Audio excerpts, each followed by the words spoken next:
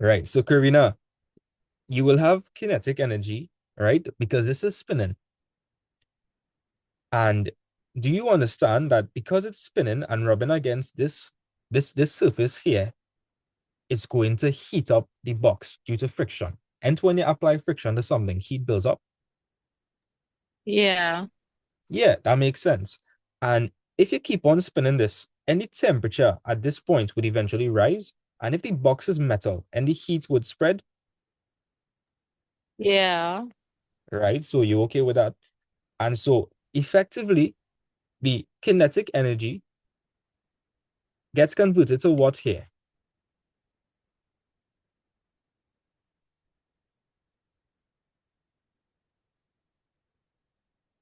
So this is moving. So that's moving, has kinetic energy. And when it rubs against this bore over here, right, the material, this material, well, the metal box, it heats up. So kinetic energy got converted to, if this heats up, what kind of energy do we gain?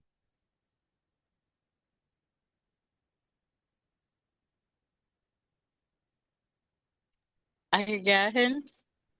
I'll give you a hint there. So this is moving, right? So this has kinetic energy. It's rubbing against this box, right?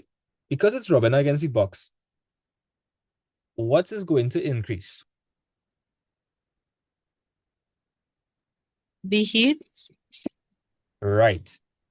Heat is going to be added. And remind me, heat is a form of, energy, right. So kinetic energy gets converted to,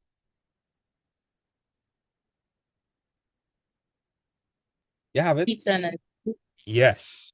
Yes. Because if this is moving and it has kinetic energy, how is it able to transfer heat onto this? Well, because of friction, right? And because of friction, the box heats up. So eventually, the kinetic energy gets converted to heat energy. Some of you understand that. Yeah. Okay, good. So that's how we were able to disprove the caloric theory, right? So Count Rumford, during his cannon boring experiment, which is what you're seeing here, was able to generate large amounts of heat to boil water. This occurred due to kinetic energy being converted to heat energy by friction, as later proved by James Joule. James Joule, guys, and anytime you calculate energy, you see joules, or lazy man, James Joule. This showed that heat could be developed due to application of mechanical energy, and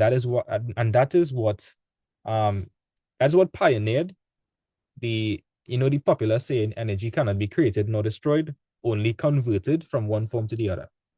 So Zachary, let me know if you understand this. Yes, sir. Okay, great. Um, Shing, are you okay with this? Yes, sir. Okay, great. After class, the notes will be sent, so you could take your notes there, right? But the point of class is to make sure they understand everything. So like when only writes any notes, it goes cement, you go lock in, right? So we understand the caloric theory. The caloric theory said that at one point in time, heat was believed to be a fluid called caloric, and it would flow from hotter to colder bodies. But this was disproved by Count Rumford, right? Who did his cannon boring experiment, and he was able to convert kinetic energy to heat energy through friction. Everybody okay up to this point? Yes, Yes, sir. sir. Okay, nice. Zachary, we 100% good? Yes, sir. Okay, great. Jadon, you good? Yes, sir. Right. Karina, you good, right? Yeah, sir. All right, so Karina, I want you to read kinetic theory for me. You did do it in school, so let me run through it. Kinetic theory of matter. Kinetic theory. The theory used today is called the kinetic theory of matter, which states the molecule in a gas move freely and rapidly along straight lines. This random molecular Molecular, bombardment, right? molecular Ah, bombardment, wait, molecular. Try saying that again. Molecular. molecular Right, right. bombardment can be observed with light reflecting of dust or smoke particles, brown, Brownian motion. Right. So this phenomena, right, the random molecular bombardment can be observed with light reflecting of dust or smoke particles. That's called Brownian motion. Right? Continue. Application of heat to molecules is able to add kinetic energy, allowing the molecules to move and collide more of, often. Heat is also able to break the intermolecule intermolec, Molecular. intermolecular Right? bonds and change state of matter. Example, adding heat to a solid weakens its bonds and turns into liquids. All right. Let's try to understand this practically, right? So the theory we use today is called the kinetic theory of matter. And it states that molecules in a gas move freely and rapidly. Let's try to make sense of that. Karina, do you think gases have a fixed volume? Sorry, sir? Do you think gases have a fixed volume? No. No. Um, that's because gases, they could move about freely, correct? Yeah. Yeah. Are you just saying that, or have you seen it in real life? Like think of cooking gas, right? If it have a leak in a tank, and that gas could disperse all over in the atmosphere. Yes, but sometimes gases aren't visible to the naked eye, so it wouldn't be as visible. It won't be as visible, but if you light a lighter, right, you will realize that the gas was able to spread, right? What about liquid nitrogen? You know about liquid nitrogen? Yeah. Okay.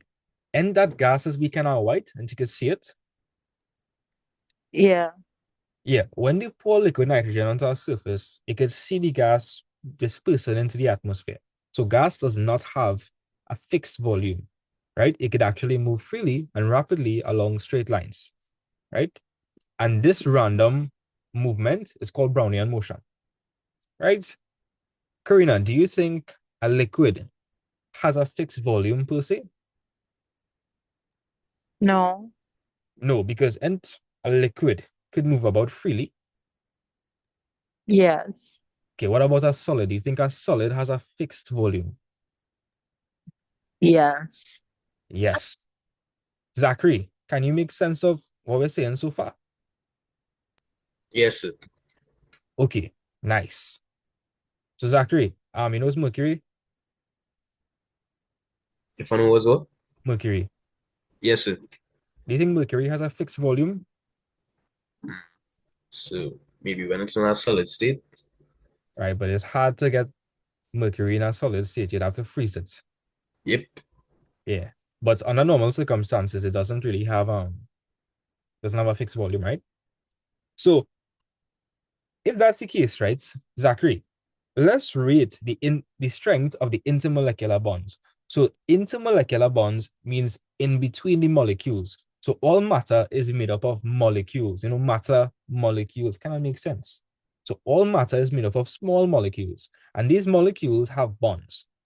So which one out of the solid, liquid, and the gas would have the strongest intermolecular bonds? What do you think? We solids too. The solid would have the strongest intermolecular bond. Jadon, which one has the second strongest intermolecular bond? Um,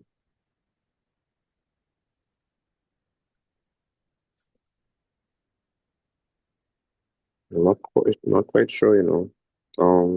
So Jadon, which one can move about more freely? A liquid or a gas? A gas. A gas. And a gas could move okay, think about when you spray perfume, right? Mm-hmm. Does it stay in one spot or does it just spread all over? It spreads all over. Right, you can think of perfume like a gas, right? Whereas if you spill a cup of water I mean, the water can really go, like, sure, it could run and go places, but like, can it move as freely as the liquid? I mean, can it move as freely as the gas? The liquid, no. No. So, which one do you think has a stronger bond between its molecules? If it has a stronger bond between its molecules, it wouldn't be able to move as freely. So, which one do you That think? would be liquid. So, the liquid would have the second strongest intermolecular bonds, and this one would have very weak intermolecular bonds, right? Because they're able to break apart and move about. Yeah. So, okay, great. We understand that. Jalen, if we have an ice cube and we heat up the ice cube, what is the ice cube going to turn to? Like water. Water. So by applying heat, we are able to do what to the intermolecular bonds?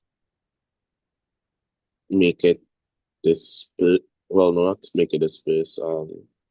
I guess tighten it or make it closer or break the molecular bonds. Right. Because we just said, right, that Mm-hmm. solids have the strongest intermolecular bonds.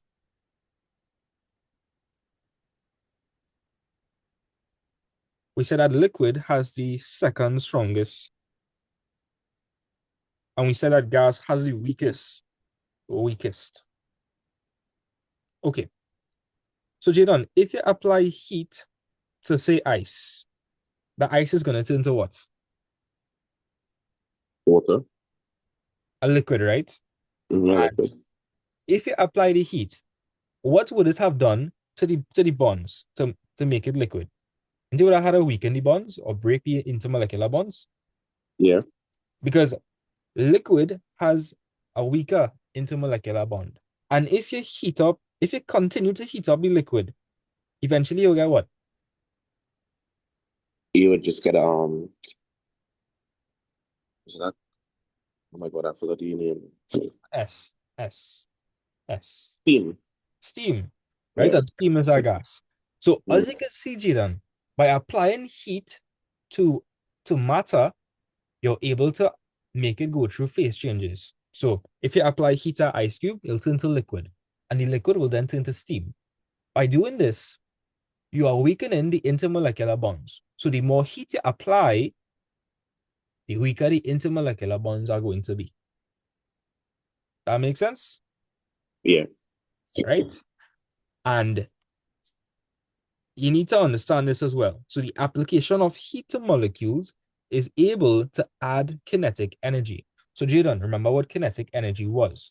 It's the energy a particle would possess by virtue of motion. So Jadon, by me applying heat to something, I'm weakening the bonds and I'm allowing the molecules to move more vigorously. That's what I'm doing. So Mhm. kinetic energy, think of it as motion, right? Think of it as the amount of motion a body possesses. If a body does not have any kinetic energy, it would be still. If Yeah. it has plenty kinetic energy, it will be moving a lot, like all over the place. It'd be like a disco party in there, right? Yeah. Right. So the more kinetic energy something it has, it will be able to move about a lot more. So whenever you apply heat, that heat energy gets converted to kinetic energy and the molecules move about a lot. That's what's happening. So would you like me to do a recap? Yeah. Thank you. Okay, that's a problem. So Jadon, let me start off at solids. Solids have the what intermolecular bonds? The solids have a stronger molecular bond. No, they have the strongest intermolecular. Strongest. So do you think the molecules in a solid, do you think they're vibrating and moving about plenty? No. No. So they have very weak kinetic energy. If I supply heat to this,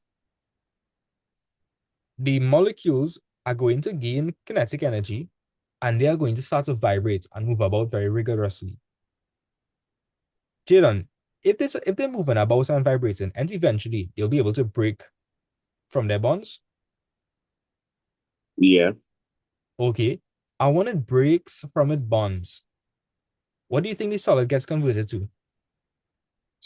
A liquid. A liquid, yes. And if you keep on applying heat to that liquid, the molecules gonna get even more kinetic energy. And if they get more kinetic energy, they will want to move even more. Understand? Yes. And if they're moving Okay. about even more, wouldn't they move apart even more? Like, wouldn't they now have the ability to like spread all over the place? Yeah, move more Right. freely. And when it reaches that threshold, we are able to go past a liquid and go to a gas, right? Yeah. And when you're a gas, your molecules are moving randomly. They're moving rapidly, randomly, haphazardly. They're just moving about crazily because they have very weak intermolecular bonds, right? And each of the molecules have really, really high kinetic energy. So, Jaden, do you understand that kinetic energy is what will allow a molecule to move about? Yes. And when you apply heat, you are adding what kind of energy to it? Um, Heat energy.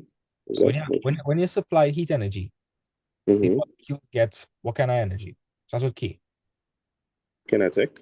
Right. So when you heat up something, the molecules gain kinetic energy. And the kinetic energy will allow the molecules to move about. Yes. And if you apply enough kinetic energy, you're able to break the bonds. And when you break the bonds, there's a phase change. Example, solid to liquid, and liquid to gas. Yeah. Right? You understand? Yes. Yeah. Right. So Zachary, let me know if you understand that. Yes, sir. Okay, great. So do you think this table makes sense then?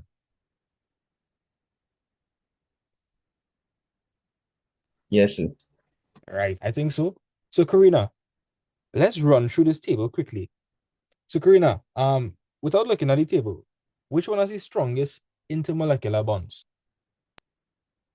The solids. We know that, the solid. Which one has the highest kinetic energy? The solids. No, not the solid. Remind me, Oh what is no, the gases. the gases? Remember, Karina, if something has plenty kinetic energy, it means that the molecules moving about a lot. The solids, since the solids, so the bond so strong, you think they're moving about plenty? No. Nah, they're not moving about plenty. But a gas, though, a gas is very free. A gas can move about freely. So their molecules are going to have plenty kinetic energy, right? Let's talk about density. Which one do you think has the greatest density there? The liquid. Nah, not liquid. No. Mm. The Solid. gases. No, a solid will have the greatest density. Do you know, Why? do you know what density is? No, I don't think so. All right. Density is the amount of matter that's fixed in a given volume. So look at this, right, Karina? In a solid, we know that solids are very compact and the bonds are very strong, right? Yeah. All right. So Karina, imagine we have the same volume. Do you think the solid would have more molecules, or do you think the liquid would have more molecules? The liquid. Nah, not the liquid. Remember, the liquid, the bond is not very strong. And so, in addition to it not being strong, it's going to have like some distance between the molecules. Because if for liquids, they have more kinetic energy than solids. And so the molecules in the liquid are going to be a little apart, right? So Karina, here I was saying, right?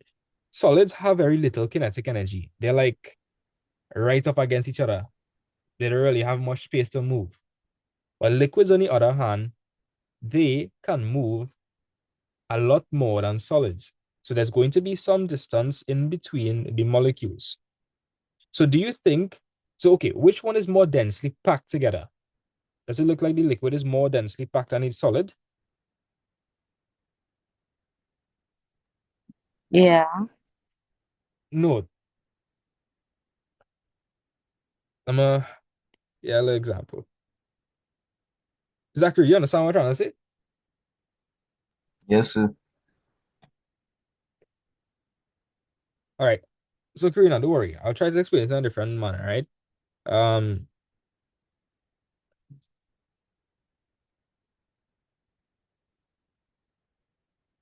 all right.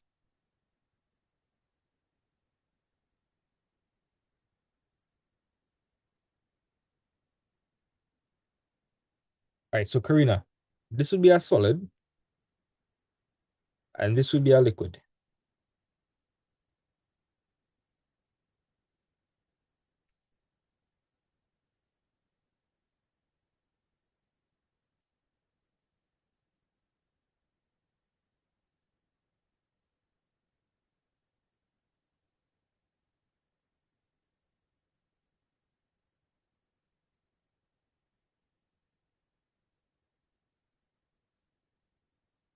All right. Tell me, Karina, in which one is which one has more molecules? In The the same, solid. so the solid would have more molecules in the same area. So I would say the solid is more dense because it contains more matter or molecules in a given area than the liquid. Yeah. So when I talk about density, I'm talking about which one has more matter in a given area. So Karina, you think you understand what I'm talking about, yeah? Yeah, I starting to understand now. All right. And Karina, let's look at another thing. Remind me, can the molecules in solids move about much? No, No, because they have very strong intermolecular bonds. They can't really move about. So is the distance between the molecules going to be very large? no. No. But in liquids have a lot more kinetic energy. If they have a lot more kinetic energy, it means that they could move about a lot more. So if they could move about a lot more, wouldn't that increase the distance between the molecules? Yeah, If it increased any distance between the molecules, wouldn't the molecules spread apart? yeah. So would it be as closely packed as a solid? Sorry? So would this be as closely packed as the molecules in the solid? Yeah. No. No, I didn't hear what you said. Sorry. All right. You're breaking up. We are looking at the molecules, right? Look at the molecules. We're trying to see how closely packed they are together. Which one is more closely packed together, the solid or the liquid? The solid. Right. If you look at the liquid, there's distances between the molecules. There's distances. So it's not as closely packed as with a solid. And if we look at a gas, it's even worse because Karina, gases have the highest, they have the highest at what energy? Kinetic energy. And kinetic energy is the ability to move about crazy. So them real moving about, right? So if them real moving about, then the distances between the molecules is going to be a lot larger, right? So they're going to be all over the place. So Karina, if we look at this, right, which one has the most amount of matter packed in the same area?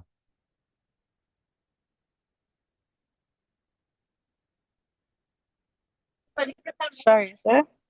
Which one has the most amount of molecules in the given area? The solid. Right. After the solid, which one then? The liquid. And then the gas, right? Yeah.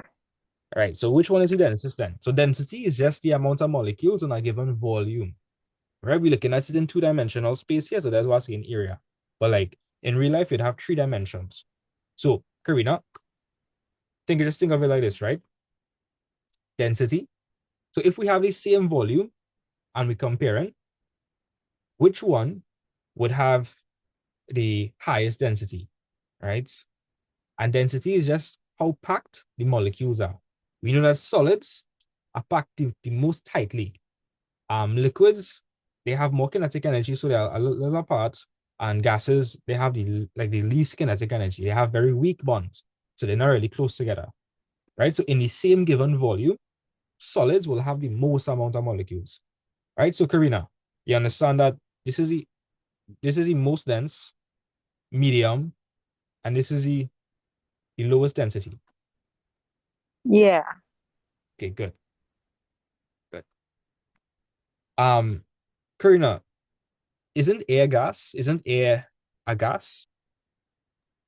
Yeah. Okay, let me think for a moment, right? And guys, all of you all can answer as well. Do you think air is heavy?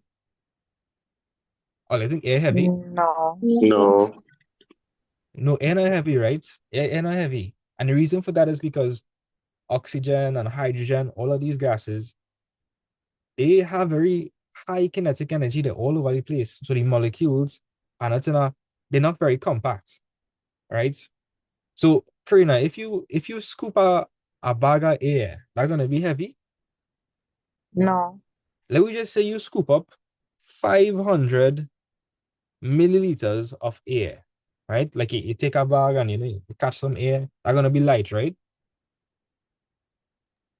Yeah. What if you fill that bag with 500 milliliters? Actually, let me use steam. And you know steam is gas for liquid. I mean gas for water. Yeah. All right. If you have 500 milliliters of steam versus 500 milliliters of water versus 500 milliliters of ice, which one do you think is going to be the heaviest? The water. Now the ice. No, wait. The ice. Yeah. Then the water, then the steam. Yeah. All right. So generally speaking, solids are the most dense because their molecules are very tightly packed. So it fits the most amount of molecules in a given area. So Zachary, does it make perfect sense? Yes, sir. Okay, good. So Karina, I think you should be able to understand this table from now, right? So the bond strength. Solids have the highest bond strength and gas have the lowest bond strength, all right? Yeah. If we're looking at density, which one has the highest density? The solids. And then gas. And the reason for this is because which one has the most kinetic energy? The gas. Right. So do you think the molecules will be close together or do you think they'll be apart? Apart. Right. So they wouldn't be that compact, right? Yeah. Yeah, they wouldn't be compact. When I say compact, you understand what I mean by that? Compact. Close together. Yes, close together. They wouldn't be close together, right? They'll be all over the place. Right? And if we're talking about volume, which one would take up the most volume? Think about it, Karina. Which one would take up the most volume? The gas. All right, because the gas and the molecules far apart. Yeah. Okay, the solids like tightly packed. So they would take up, if something is very tightly packed and compact, is it taking up much volume? No. No. So I think we could understand this. And the other notes, right? Solids would vibrate in place, fixed shape. Liquids, they take the shape of a container, just like gases. And gases, they have the most kinetic energy and they move in a haphazard motion, very carefree. Are we okay with this, guys? Yes, sir. Yes, sir. Okay, great. Shina, you all right? Yes, sir. All right, nice. So let me just file asterisk by what I want you guys to copy down. Well, it's more or less the whole page, to be honest. That if you all want some time to copy it down, let me know. I could give you all some time. That'll take up a lot of time though. Right. Okay. Right. Temperature and the Kelvin unit. So Zachary, did you do thermal physics in school as yet? Not yet, sir. All right. So far, you think it's pretty pretty easy to understand, right? Like in the real world. Yes, sir. Yeah, easy. Now, do you think have you ever heard about the units Kelvin by chance? Kelvin. Yes, sir. Okay. In physics, you know how you would measure mass in kg, you'd measure distance in meters, you would measure current in amps. You know SI units now. Yes, sir. Well, the SI unit for temperature is actually Kelvin, is not Celsius. Right? So Jadon, in physics, we don't really use Celsius. You'll have to convert Celsius to Kelvin. Right? So Jadon, remember that, right? In physics, Oh, it okay. is always working SI units. Right. So Jadon, I'd like you to read this for me. Heat represents the total amount of energy due to molecular vibrations in a substance. The temperature represents the average energy per molecule. A cold substance, such as an iceberg, contains more heat in it compared to a lit match, though the lit match's temperature would be higher. The SI unit for temperature Wait, is given as wait, Jadon, that kind of interesting, eh? Because like if I ask you which one I have more heat energy, you would tell me a lit match, wouldn't you? Yeah, I would have. Let's see. Yeah. This kind of counterintuitive here. Mm-hmm. Let me explain why, right? A ice block. We would call it cold, right? We would call it Mm. cold. We would call it cold. Think about it. It's cold because it's pulling heat from the atmosphere. That's why it's cold. And if it's pulling heat from the atmosphere, that means the ice block is actually going to have a lot of heat energy. Yeah. I know it's kind of weird to understand, but like you were saying, right? Jadon, if something is cool, and it's because it's taking heat, Yeah, yeah, Zachary, tell me that makes sense. If I say something cold, and it like taking the heat energy from you, yeah. Zachary, Yes, sir. yeah, if something is cold and it's pulling your heat away from you, Yes, sir. yeah, so if it's pulling your heat away from you, that means it has a lot of heat energy. It's gonna keep your heat energy, right? And that's why ice eventually melts, because of the heat energy it gets, right? But I know it's a bit counterintuitive, right? But an iceberg would actually have more heat energy than a lit match because of the amount of heat energy it's absorbing. Right. A question CXE could ask, they could ask you to compare heat versus temperature. They could, right? They could ask you to compare heat versus temperature, right? And you'll need to be able to distinguish between the two. Oh, and they have to format that. Yeah. All right. So Zachary, I'd like you to read back the definition for heat one more time. You need to know what the difference between heat and temperature is. So read back heat one more time. Heat represents the total amount of energy due to molecular vibrations in a substance. Right. So that's what heat is. Heat is the total amount of energy due to molecular vibrations in a substance. What is the temperature? Temperature represents the average energy per molecule. Right. Guys, please remember that. Right? Right. All right. And Zachary, since you're at it, read the SI unit for me one time. The SI unit for temperature is given as Kelvin. To find the temperature in Kelvin, we simply add 273 to the Celsius value. All right. So let me explain what I mean. So if I had 50 degrees Celsius and I wanted to convert this to Kelvin, what would I do with the 50 degrees Celsius? According to what you just read, Zachary. You add 273. Right. And I would get how much? That would give you 73. That will give you 323. Like 323 Kelvin. I won't say degrees Celsius, I'll say Kelvin. Mm-hmm. As we continue with this topic, you'll see how that Kelvin comes about. But it essentially came about via the gas laws. You'll see what I'm talking about when we reach there. Jadon, if I had 10 degrees Celsius, what would that be in Kelvin? Um,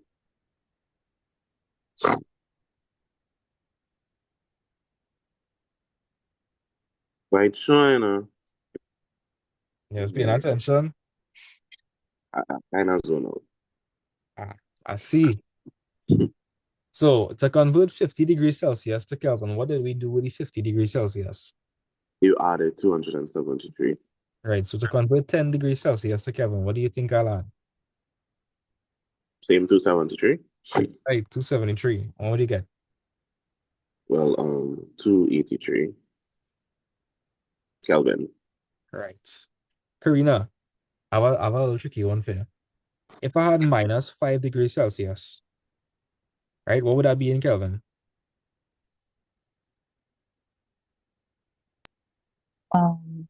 Just no. Right.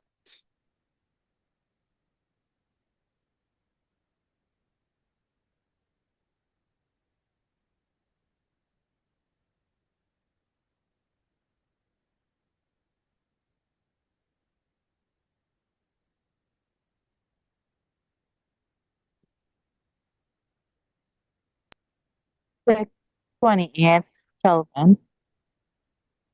How much? Uh, 268 Kelvin. 268 Kelvin. That sounds correct. All right, so you add 273 as well, right? But if you're adding 273 to minus 5, that means you're taking away 5 from 273. So that'll be 268. Nice. Sheena, what if I had minus 273 degrees Celsius, also known as absolute zero? Right, what would I get? What would I be in Kelvin? Sheena, I know you're sleep deprived, so that's why I'm not calling you much. Sheena?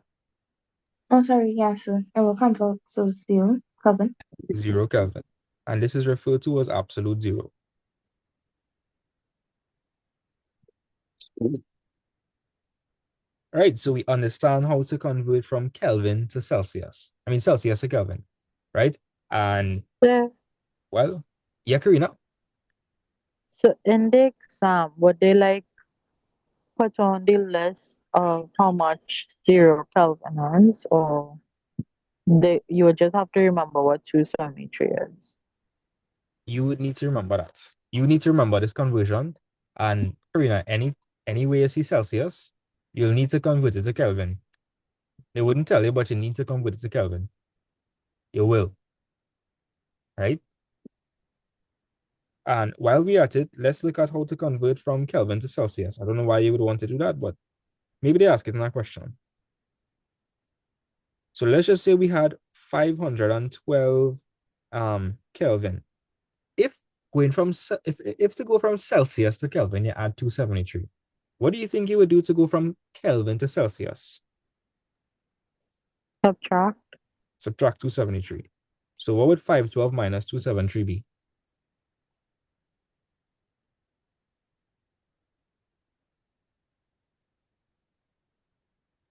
27. Right? 27 degrees Celsius. You sure? That's looking a bit small. So any calculator, you can put 512 minus 273. 512 minus 273. You should get 239.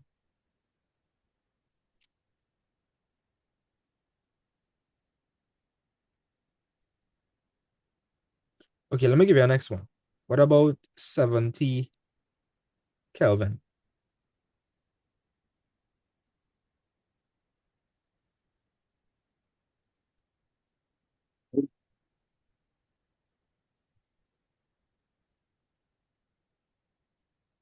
And the rest of you all could try too. What is 7? Negative. Yeah, Negative 203 degrees Celsius. that's correct. Nice. What about, by the way, guys, there's no such thing as negative Kelvin, eh? I'll put out there. There's no such thing as negative Kelvin. The lowest is 0 Kelvin. Because 0 Kelvin is absolute zero. That's the point where all movement in matter stops. Right? The vibration stop. Okay. So, Exactly. I sniffle in all the time, and you can tell me something. Like, I didn't know I was unmuted. I wasn't hearing anything. Really? Yeah, I Okay, wasn't hearing. I was generally dying over here. I hope you do die. No, I don't know. I don't know if it's like the weather or if it's like my room is dusty, but I just my nose has been going off since I wake up. So, Oh, no, I didn't hear. I didn't. I'm just don't hear it. okay, that's good. Now that you mention it, I could recognize it. So I Okay. guess you should not say anything. Sure. Right. So, Jiran, tell me, how would I convert 303 Kelvin to Celsius? How would I convert 303 Kelvin to Celsius? You're minus 273. What would I get? Um, that's how about that? That's 30. 30.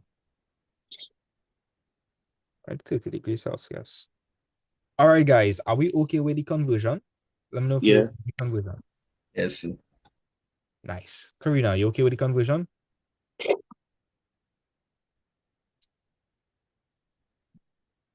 Karina,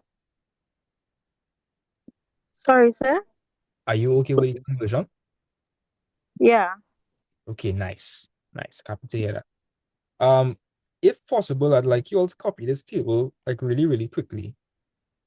Right? So the lower fixed point, by the way, do you all know about the lower fixed point and the upper fixed point of water?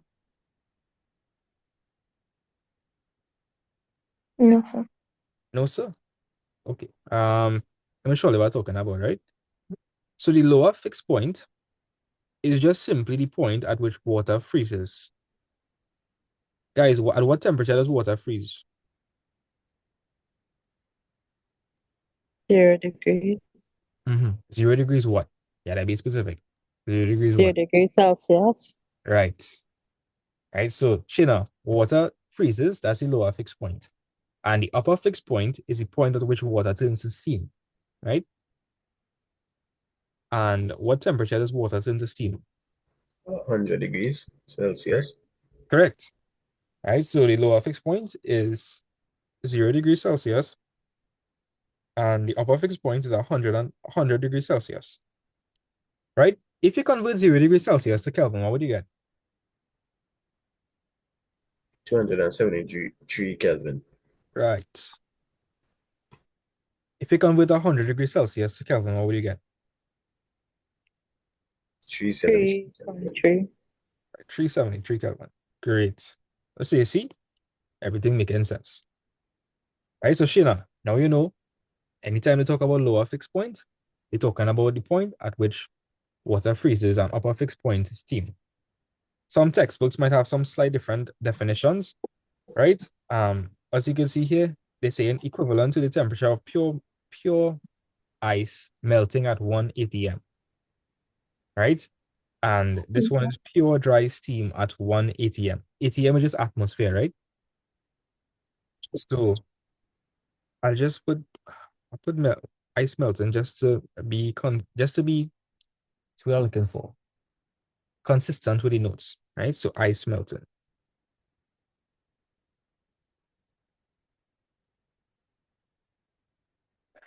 That brings me to another thing, Zachary. You're probably wondering, well, they say at 0 degrees Celsius, ice is formed, right? But you're seeing here like ice melting. It has something called latent heat of fusion. And you'll see what that is just now, right?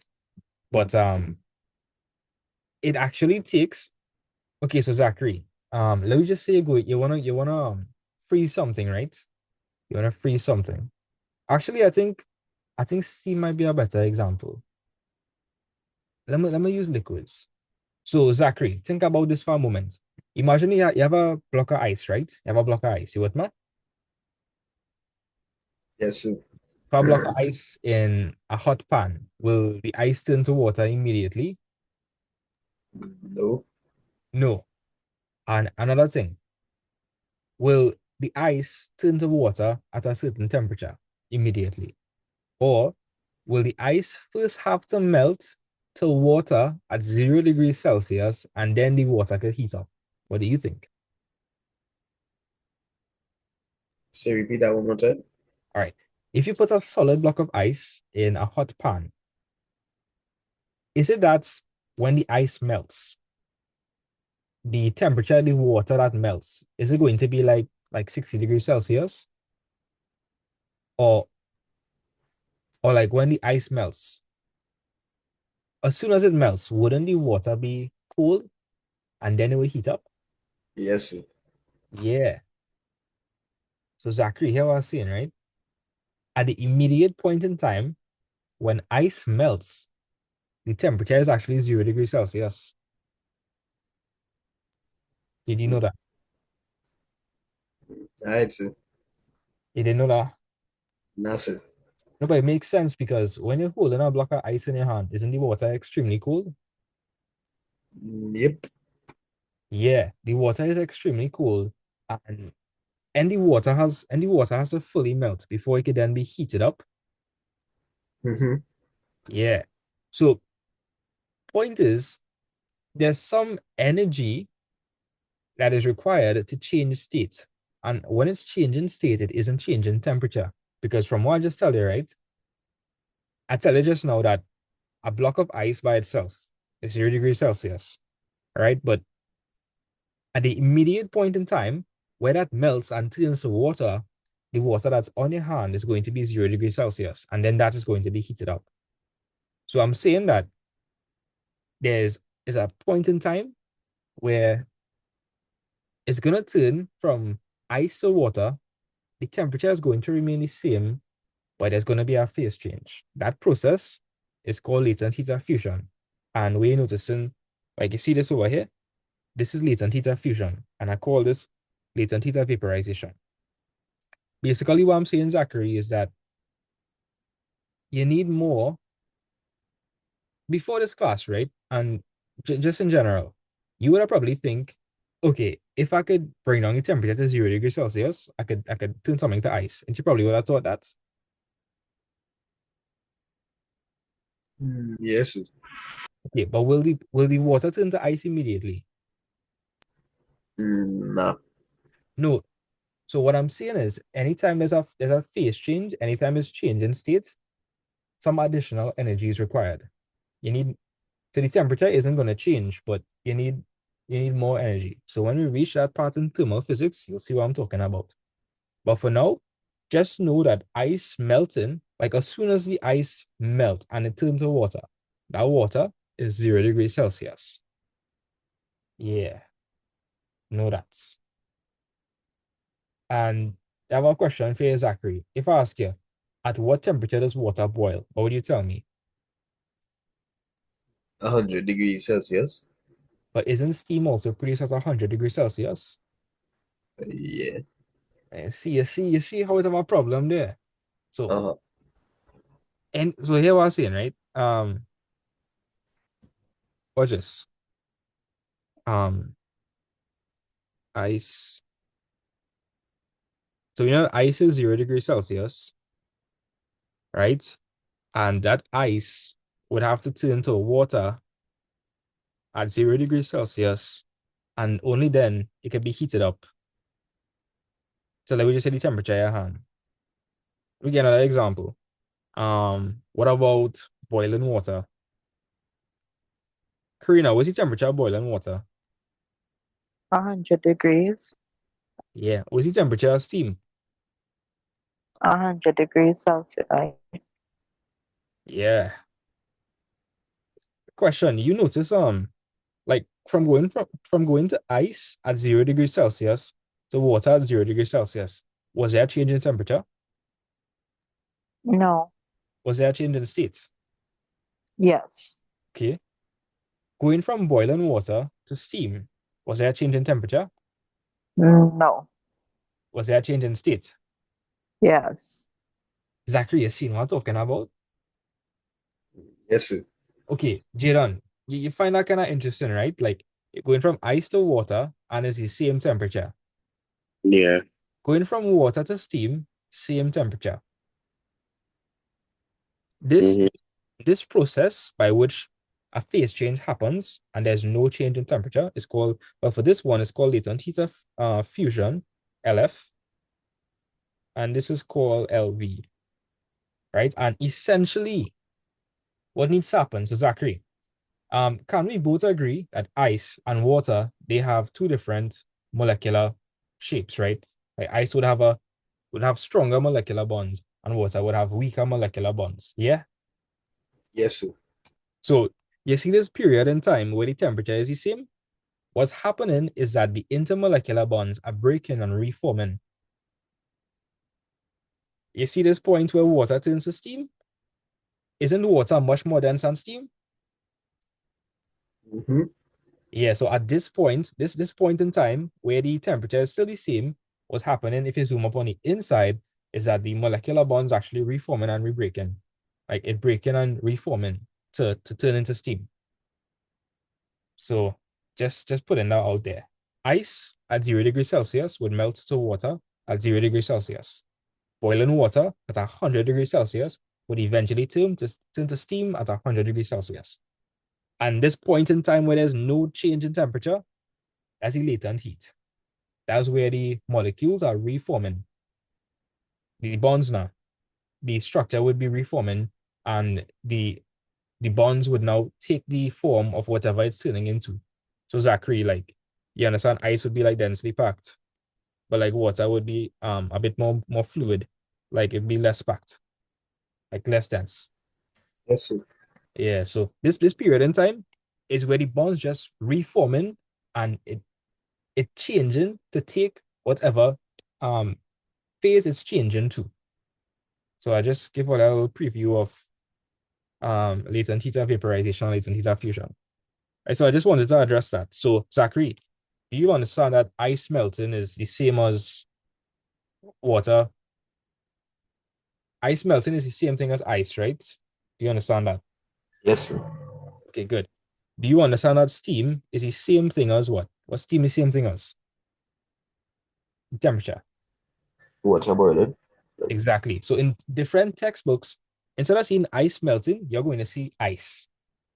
Instead of seeing steam, you'll see boiling water. I don't want you to get confused. Please know that it's the same temperature. It's the same temperature, right? Okay. And then we have absolute zero. Absolute zero is where all you extract all the kinetic energy and the molecules, they're not moving, right? So Zachary, even in a solid would have vibrations. Did you know that? Like a solid would still have vibrations. It would still be vibrating, but it wouldn't be able to move very far because it's so densely compact. Yes, sir. But at absolute zero, let's try to understand something. Zachary, when you freeze something, do you think you're extracting kinetic energy or do you think you're adding kinetic energy? Extracting kinetic energy.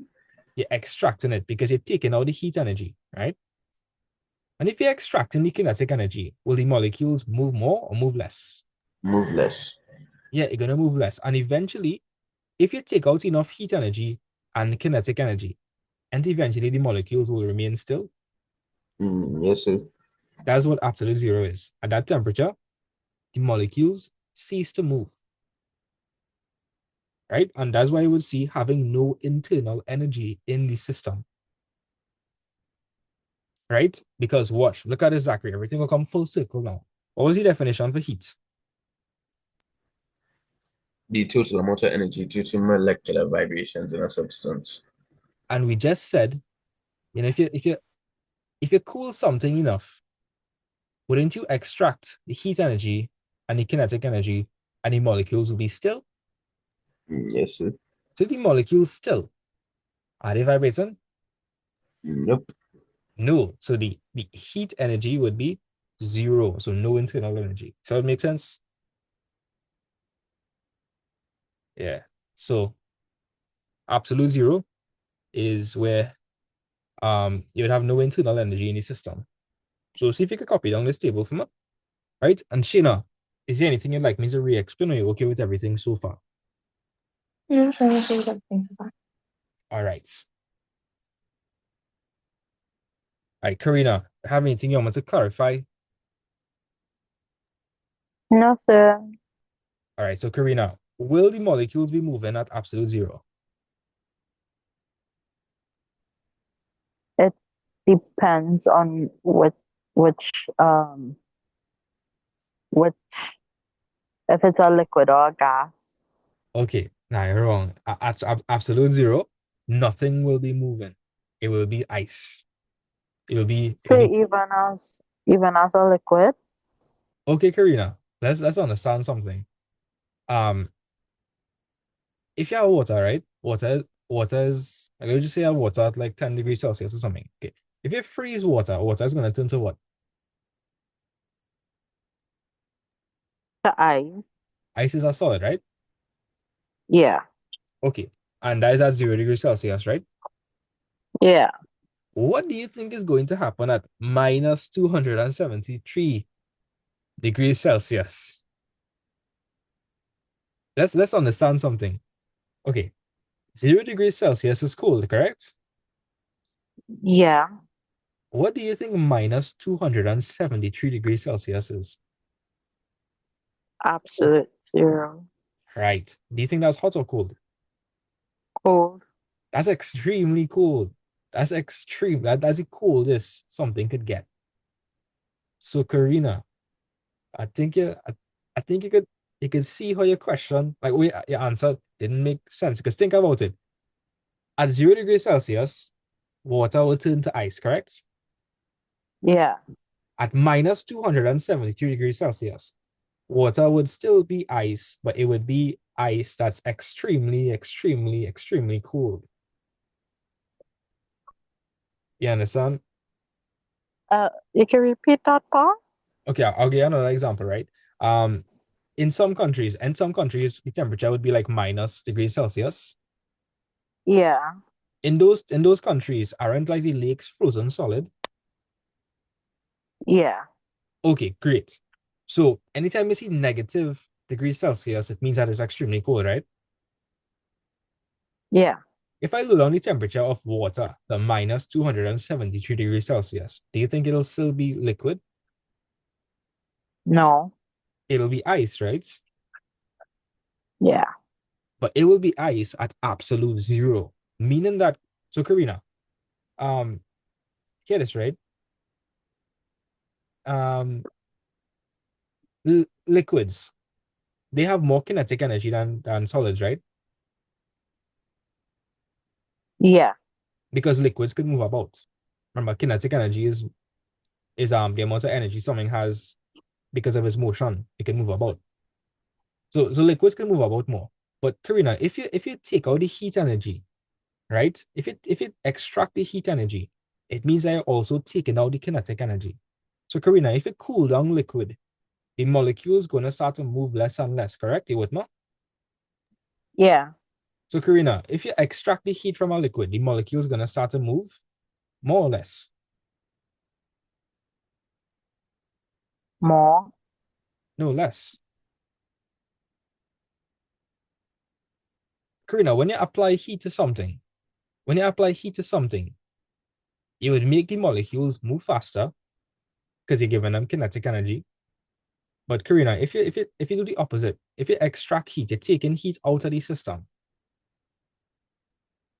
That means the molecules will start to slow down.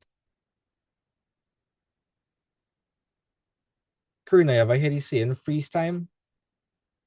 Yeah. When you freeze time, you think that things speeding up or things slowing down and then stopping. Slowing down. And then stopping, right? Because you're freezing time. Yeah. So when you extract heat from something and you make it cooler, do you think you're speeding up the molecules or you think you're slowing down the molecules? When you heat it, No, when you're extracting heat, you're taking away heat from it. Like you're removing heat. it's slowing down. It's slowing down, right? So you understand what I'm saying? If you remove heat, aka you're making it colder, right? Because that's what colder means, right, Karina? Karina, cold means to take heat away. You're removing heat from the system to cool something. So you understand that Okay. if you remove heat, you're cooling something and the molecule is gonna slow down, right? Yeah. Karina, if you remove enough heat, and eventually the molecules will stop. Yeah. Okay, absolute zero, is where the molecules stop. That's as cold as it could get. So here we're saying, Karina, back to the question. If we have a liquid, right? Water, if we have water, water is, Mm-hmm. and water is ice at 0 degrees Celsius, Yes. and it would still be ice at minus 273 degrees Celsius. Yes. But at minus 273, you would have taken all the heat away from the molecules. There's no heat energy, right? And if there's no heat energy, there's no kinetic energy. So Karina, if that's the case, are the molecules vibrating? No.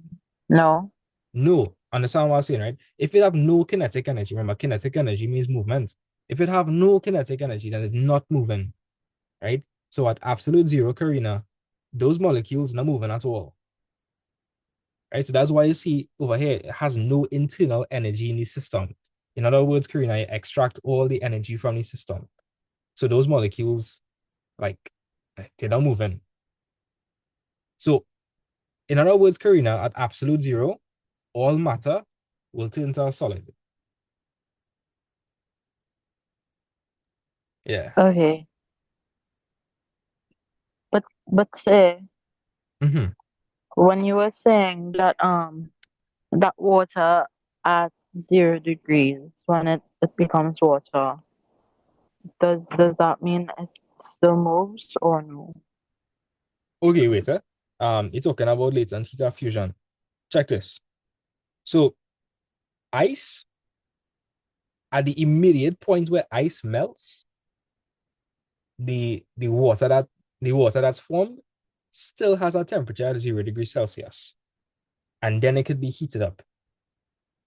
Right? So wait, what exactly are you asking? Tell me that one more time.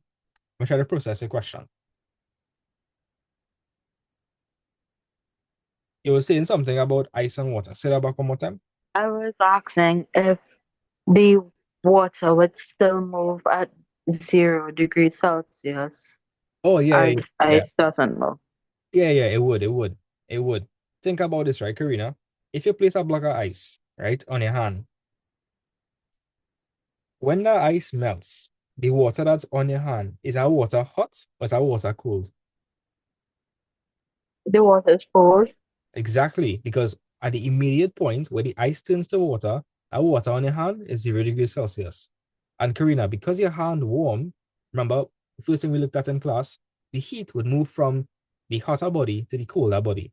So Karina, what happened is the heat on your hand would then heat up the water on your hand, and that would heat up the water. But Karina, as soon as you put ice on your hand, that water, like immediately, when it starts to melt, that water is 0 degrees Celsius, right? And obviously water could move. And then because the ice water on your hand would heat it up and the water would eventually turn to 27 degrees Celsius. But you understand what I'm saying, right? Ice, when it melts, produces very cold water because that water is at 0 degrees Celsius. And then the water gets heated up. Some of you understand that. Yeah, I do. Okay, yeah, sure.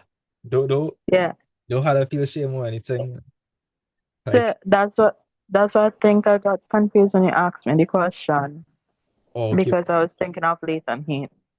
oh, okay. All right. Zachary, do you understand that at minus 273, like everything would be as solid? Like it would be as dense as it could possibly be. Yes, sir. Okay, good. Jalen, do you understand that at minus 273, no particles is moving, like everything's stationary, right? So if I'm being honest, when you was explaining that, I left because I'd gotten a call. Sorry about that. Okay. Oh my god. I'd give me like 5 seconds, so just now. Right. Sheena, were you there when I was explaining absolute zero? Yes, sir. Okay, do you understand what absolute zero is, the concept? Yes, sir. Okay, good. Right. As soon as you all have the table copied down, you'll tell me, right? Zachary, do you have it copied down by now? Yes, sir. Okay, good.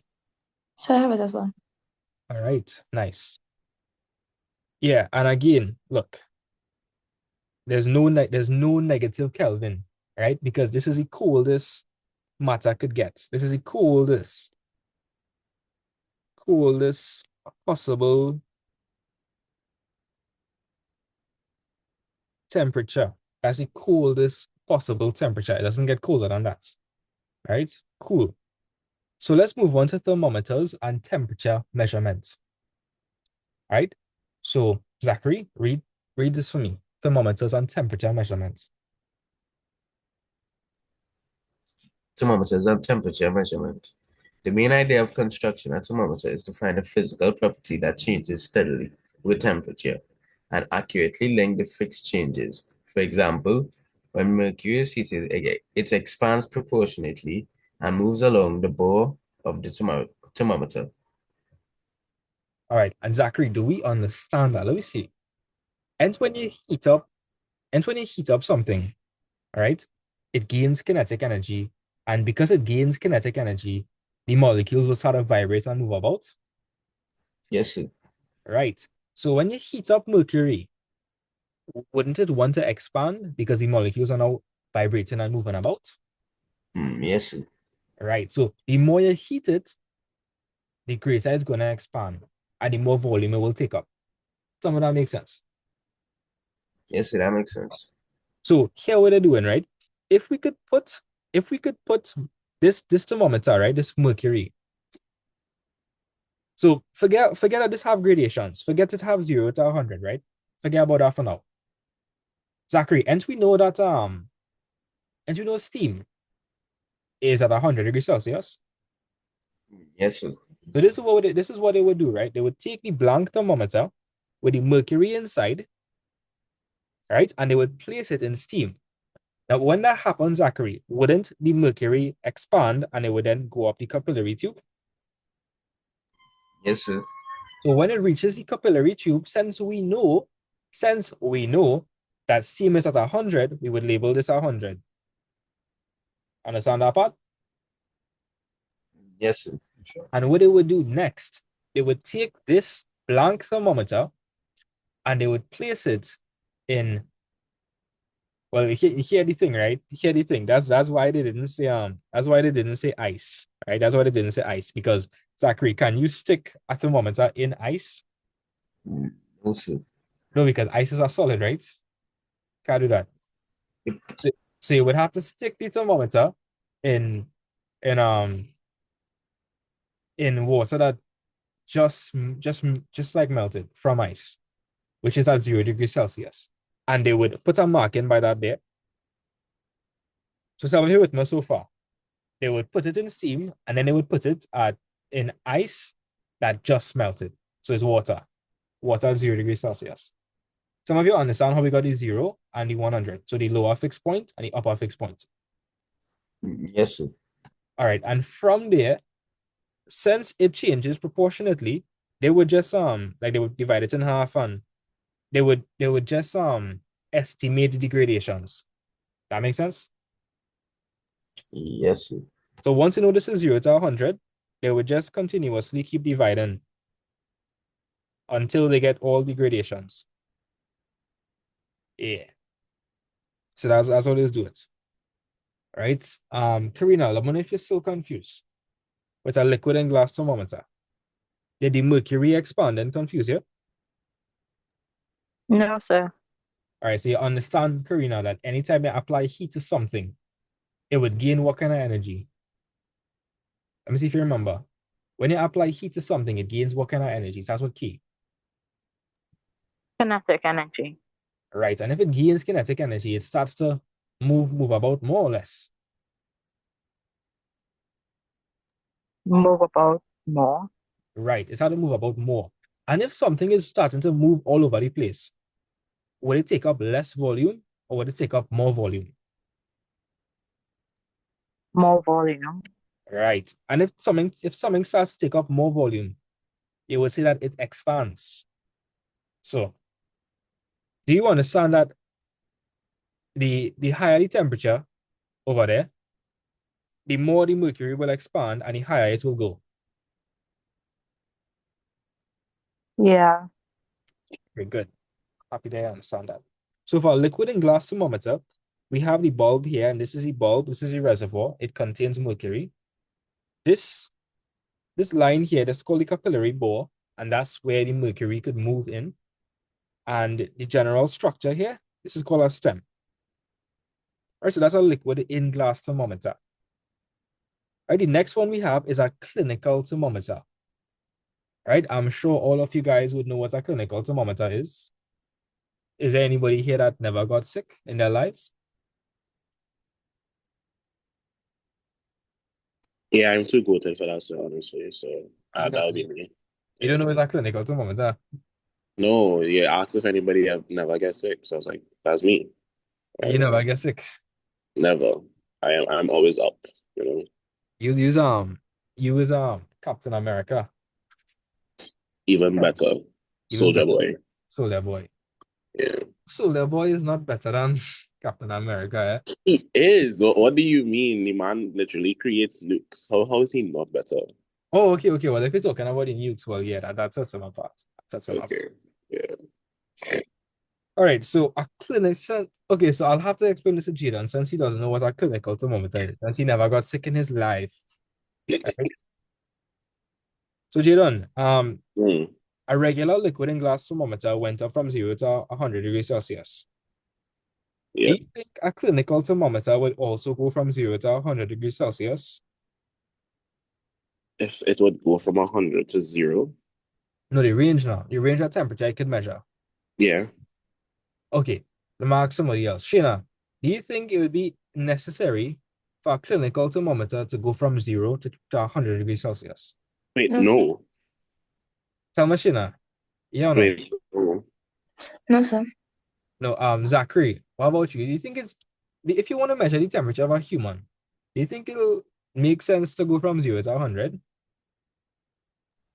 So, Zachary, you think it would make sense if you want to measure the temperature of a human? Do you think 0 to 100 is a good range, or what do you think? no, so. Oh, I'm ask Karina. Karina, do you know what the average temperature of a human is? 26 degrees Celsius, I think. 27. Nah, 30 something. I think it's 30 something. I did do biology. I'm an engineer. 36, 36, I'm 37. pretty fine. Yeah, Oh, I do mine. I did do biology. I did do CSEC biology and Cape biology. I think it's like 36, 37. Yeah, Off the top of 36, my head. 37. Okay, well, Yeah. I remember some things then. I remember some things. Okay. Mm. So Jaden, Yeah. if that is the average temperature of a human, you think we're gonna need you think this thing you think the temperature range should be 0 to 100? No. Yeah, that's it. Just clicked on the way apps. So no. Unless this is a thermometer for you because you that cold. Yeah, Ah, that'll be it. Really. this is well, I'll have to change this here. This is Jaden's thermometer because he's too cold. Right? Mm. So on average, a clinical thermometer will not have such a crazy range from 0 to 100. It will actually be like 35 to 45 degrees Celsius. That's like the typical range, right? Yeah. Right? Now, Jaden, are you Yeah. noticing differences between a clinical and a liquid and glass thermometer? If I notice the differences, that's what you asked.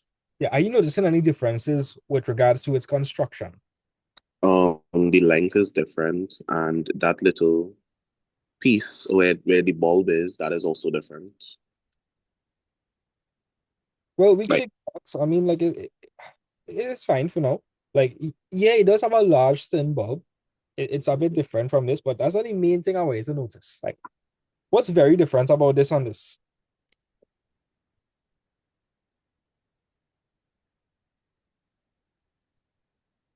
um, as I said, the only thing I could pinpoint is the length, really. I see in this. Oh, the constriction. You see that constriction over here? No. That's the big thing. Right? Zachary, I'm gonna presume you're not like Jaden, right? And you would I get sick at some point in your life? Mm. Did you? Unless we have another soldier boy, right? Zachary, did you ever get sick in your life? So repeat that question. Have you ever gotten sick before? Yes, sir. Okay, he's not Jaden. All right, that's good. Um, Zachary, when you go in the clinic, and the nurse would put a thermometer in your mouth or like under your arm, they would leave and then they would come back. Sure.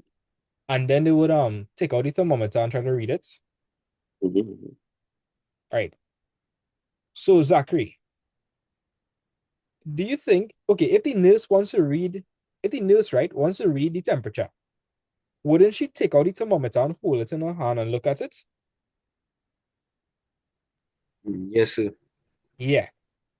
Do you want, if you want to measure the accurate temperature, do you want the reading to quickly change? Because think about it, right, Zachary? As soon as you remove this, aren't you gonna remove the heat that was previously on this? And if that is the case, wouldn't it want to go down? Yes, sir. So that's why the constriction is there. If the constriction is there, Zachary, will it be able to easily move down? No, sir. No. So the nurse will be able to take out the thermometer and they'll be able to read it off. So that's why the constriction is there. Right? The constriction is there such that the reading will remain as it is. So Jadon, when the nurse takes out the thermometer and she Mhm. holds it in her hand, you don't want the level to go down. You want it to remain the same. So that's why the constriction is there. It prevents the backflow of the mercury. So the nurse will be able to read the thermometer. Right. You understand that? Yes, sir. All right.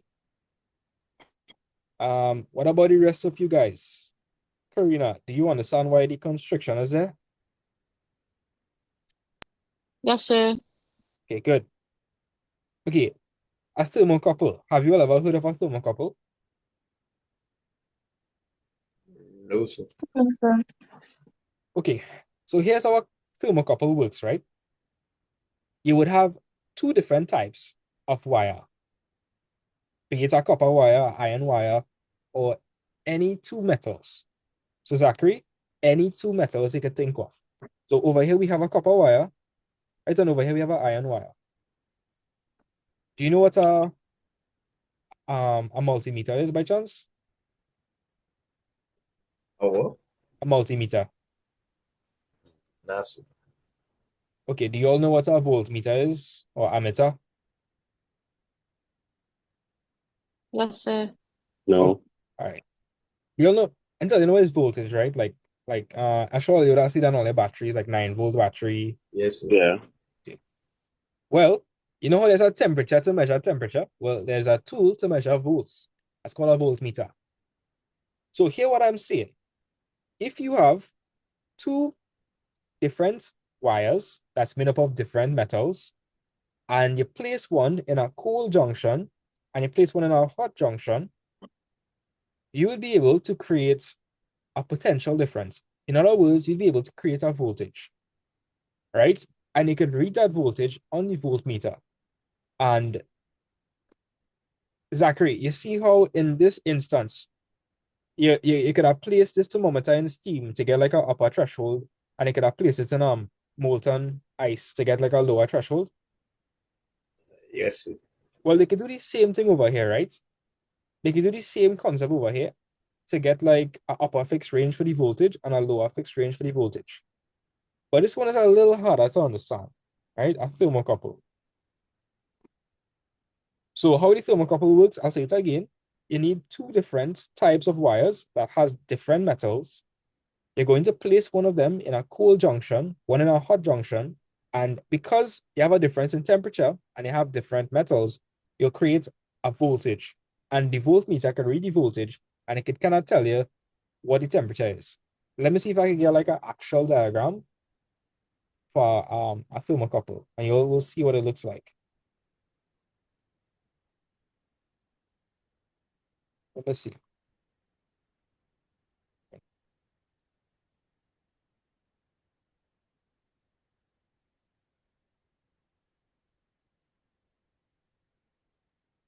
think I have a good diagram here. Give me a moment.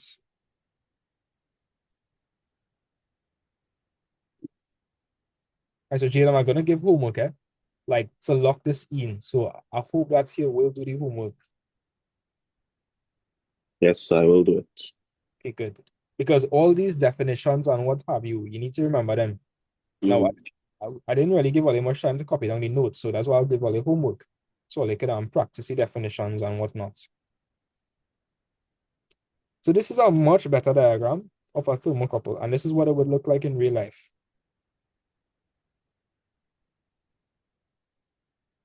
So I could cover this diagram because this diagram here in these notes kind of stupid.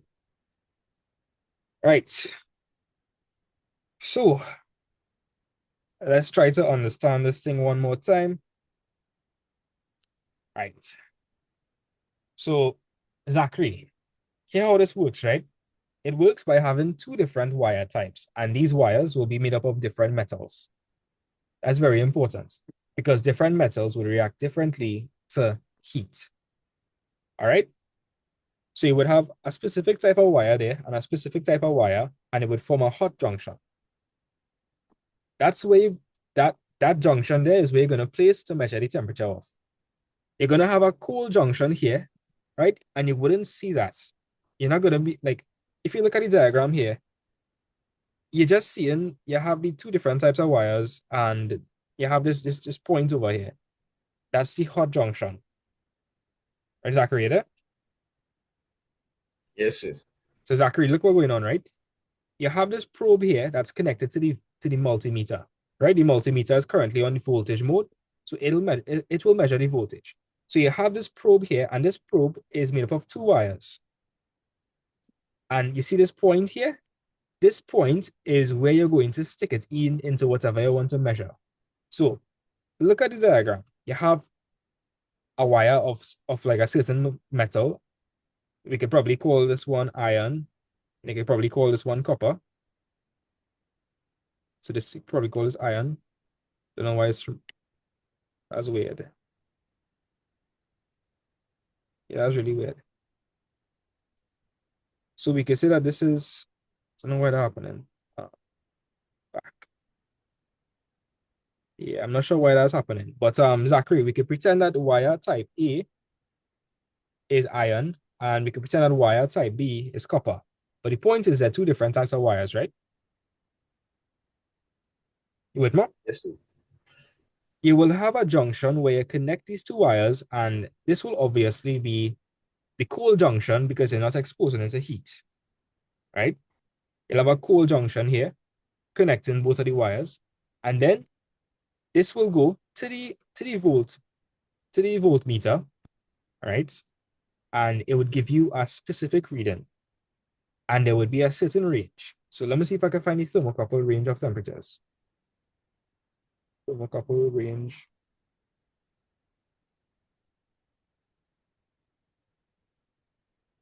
Okay, look, I'll find a diagram.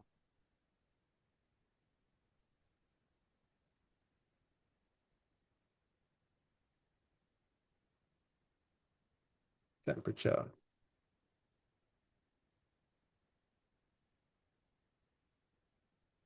This diagram is really bad.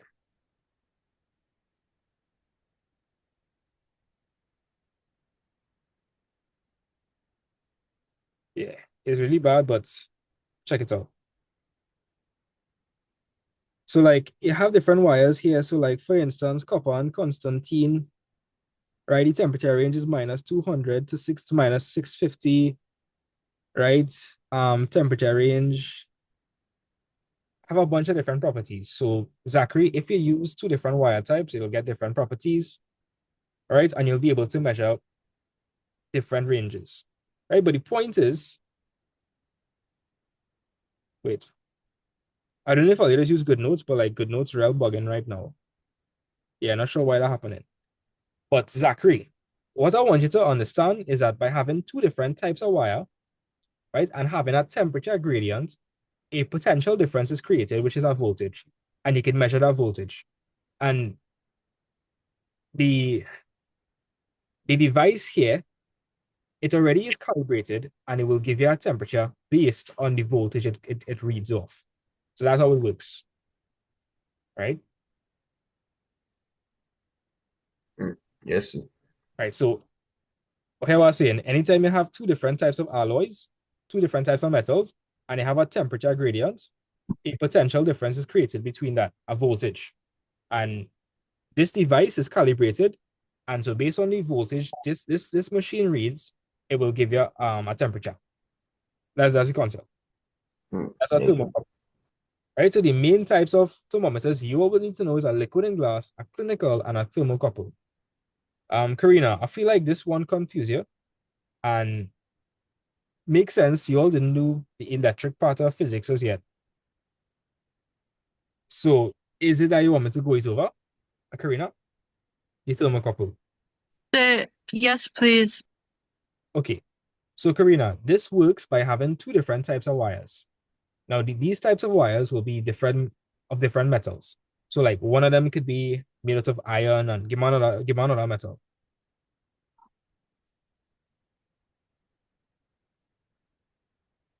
Karina, give me another kind of metal.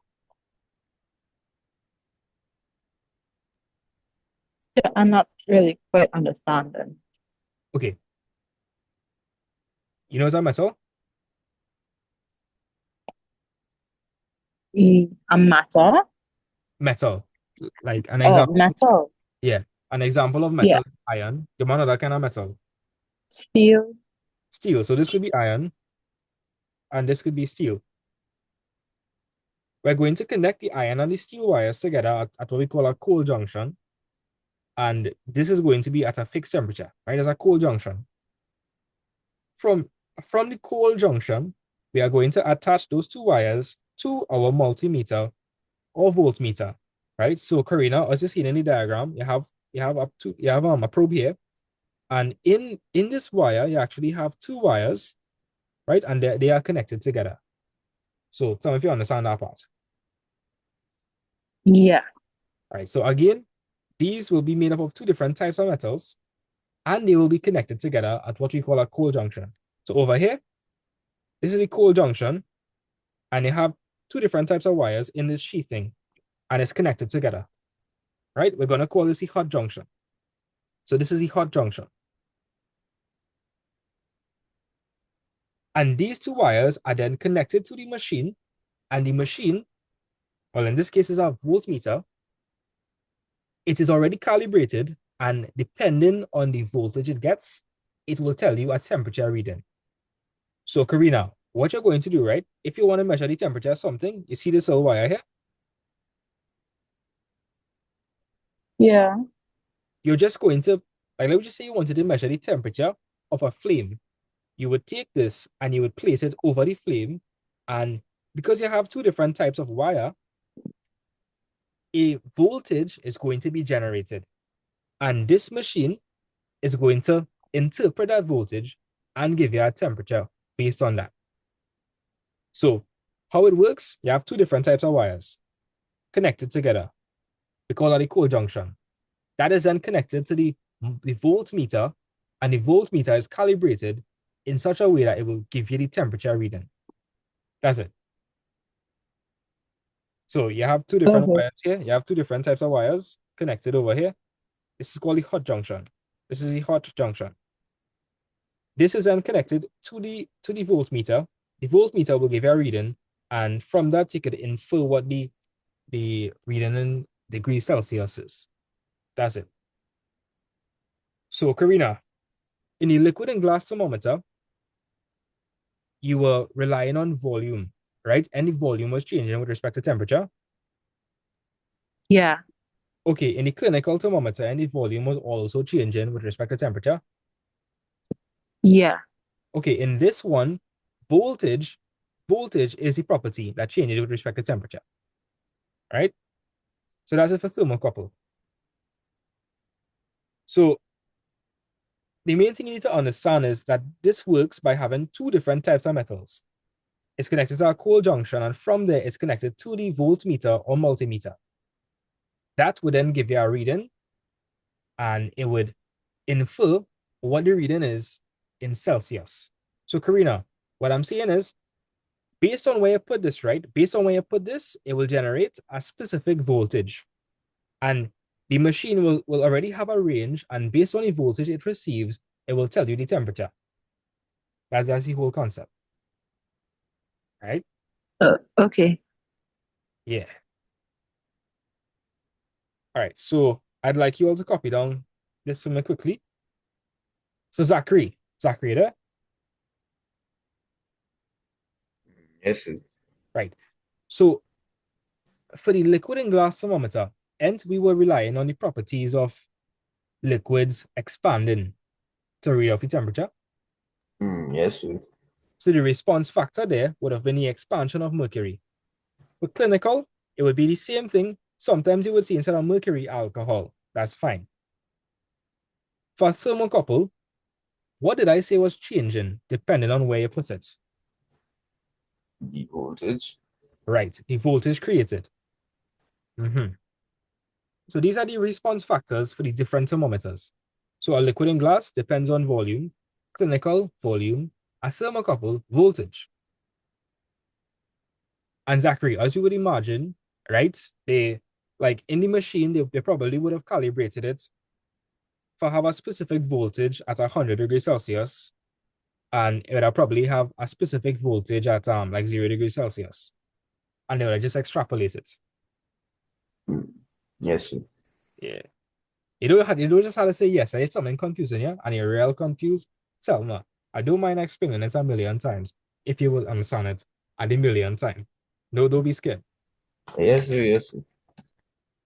Right? So copy this down quickly.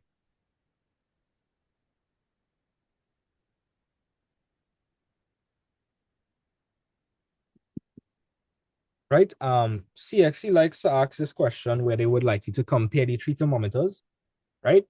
They would like you to state what is the physical property, right? So this would be the physical property. I'm adding a new column. So if we're talking about physical property, right? Physical property.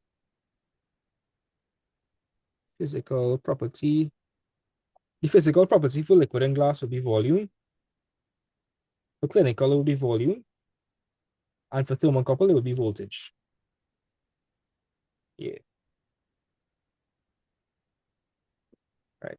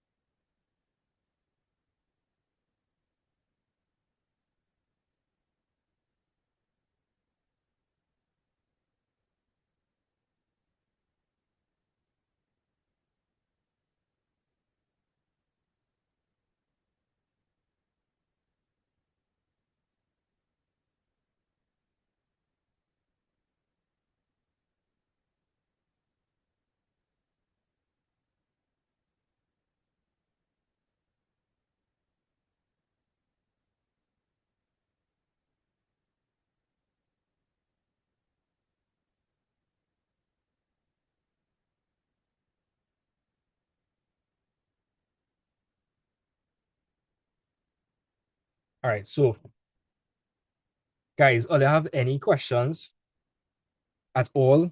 Like Karina, anything confusing you other than the thermocouple? Because only thermocouple so confusing you. I can sense it. Right? Anything else confusing you? No, sir. I think I'm fine with the rest.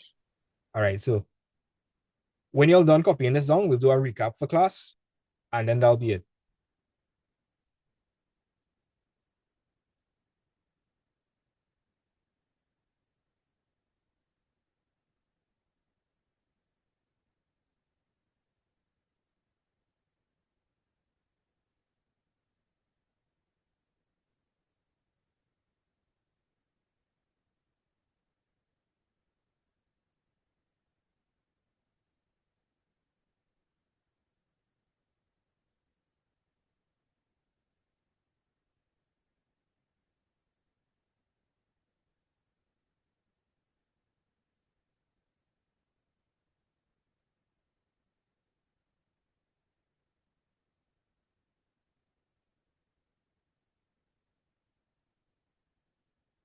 All right, so Shina, are you confused about anything other than the No, thermocouple?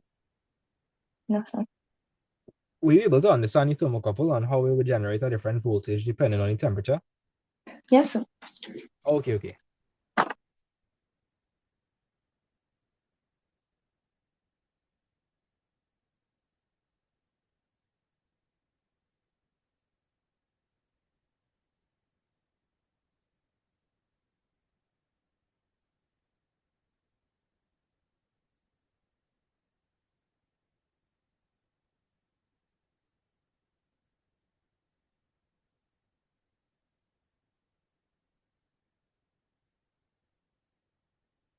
Right, Zachary, is there anything that confused you in particular? Like really, really bad? No, sir. Okay. Jalen, what about you? I know you would have missed out the absolute zero parts, but what about everything else? Yeah, everything else is actually very it's normal. I understand. Okay, cool. Right, so as soon as I finish with this diagram, like let me know, right? So I can do that recap. Sound done. All right. Well, shit, I know you just be writing on like light speed.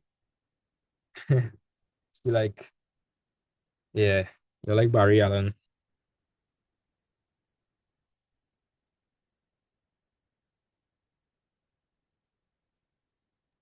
Hey, you said Barry Allen or Ian Allen? No, Barry Allen. Ian Allen is crazy. Nah, I said Barry Allen. Ian Allen, past the macro people business. Well, yes, yes, he real fast in that regard. He real fast in that regard. Yeah. Speaking of Ian Allen, you all ever played that Ian Allen game before? What Ian Allen do? That is a game called Run Starboy Run.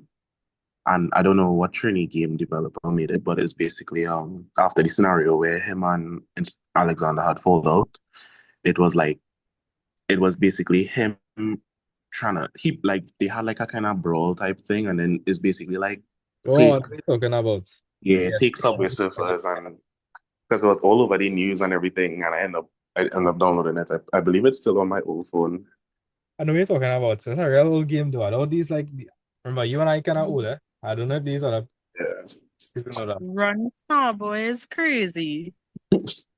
The game is very stupid, honestly. It's like it has so much Trini references, but it's actually very well made. If you But find I the feel app, like I can't do it now. You would not get it on the Play Store anymore. You would have to like kind of go on like I think a website because my friend tried get looking for it on the Play Store and it wasn't there. you'd have to get APK. Yeah, APK.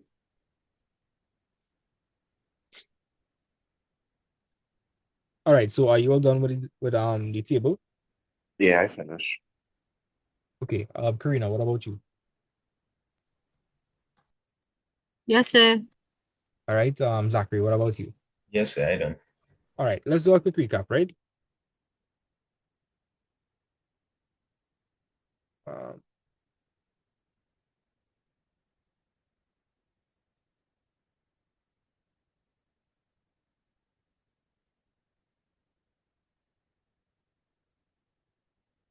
all right. Before the kinetic theory of matter, what was proposed? Or what did people used to Hello. believe? The caloric theory. All right. The caloric theory. What does the caloric theory state? That heat The was a liquid. But that heat was a fluid that moves from a Right? Yes. Heat was a fluid called caloric. Right? What was the other part that moved from hotter to cooler bodies. from hotter to colder bodies?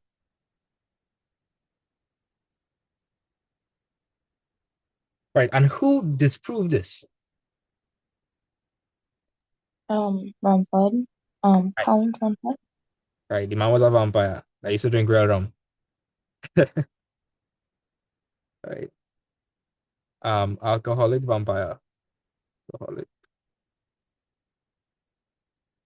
You know what? That makes sense. A lot of Trini people is alcoholic vampires because that rum is the only thing they drink. I don't think about that. I don't think about that. Yeah. Right? Count Rumford. Okay. And what did Count Rumford do to disprove the caloric theory? What was the experiment that made The people realize, common foreign experiment. right? The Cannon-Boren experiment. And in this experiment, we were able to convert what to what? Mechanical energy to frictional. Not really sure. Now we were able to convert kinetic energy,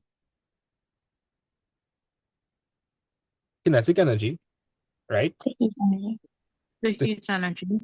Right. Remember, let me get the diagram. Right. So exactly remember, if you're moving this thing, right? If you're spinning this thing, so it would have mechanical energy here, it would have kinetic energy here, right? And it would have heat energy here, right? So Zachary, if you're moving something, anytime you're moving a body, it possesses kinetic energy, right? Yes, sir. Right. So the kinetic energy would have been converted to heat energy by friction, correct? Yes, sir. Right. Right. So this showed us that energy is something that could actually be converted from one form to the next. Right. And it would have later been proven again by what guy? What was the name of the other guy?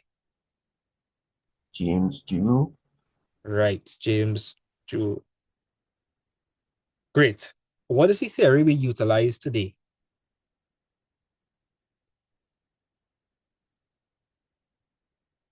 Kinetic.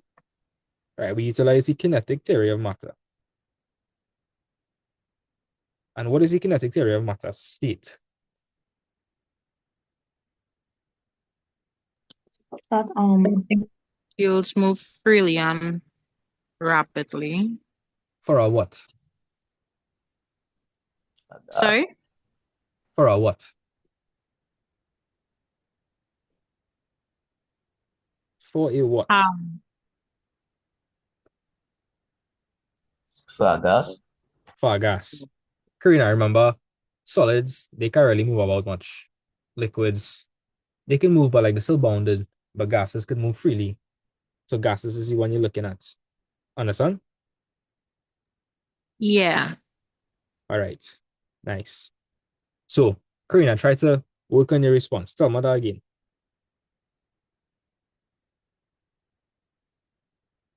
It's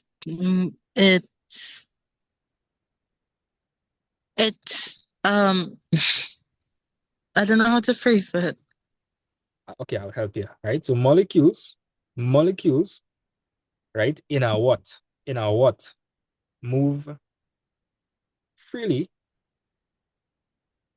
and rapidly in along straight lines.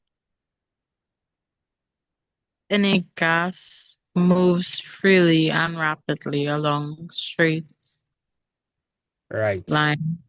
In a gas. You have to say a gas, right? Because the gas is the one with the weakest what? The weakest what? That would be. Sorry, sir? Because gases have the weakest what? That would be. The weakest what? Weakest Okay, get him. James what? James. Joule. No, James Bond. Oh, James Bond. All right. If you recall, gases have the weakest intermolecular bond, so they can move freely all over the place. Right? Cool. So molecules in a gas move freely and rapidly along straight lines. Right? And this random movement is referred to as what? What do we call a random movement? Brownian motion. Right.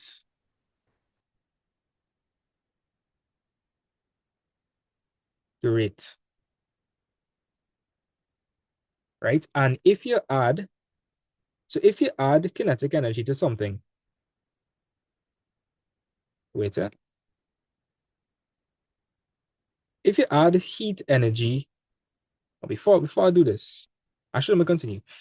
If I add heat energy to matter, what happens to the kinetic energy in the molecules? If I add heat energy to matter, what happens to the kinetic energy of the molecules?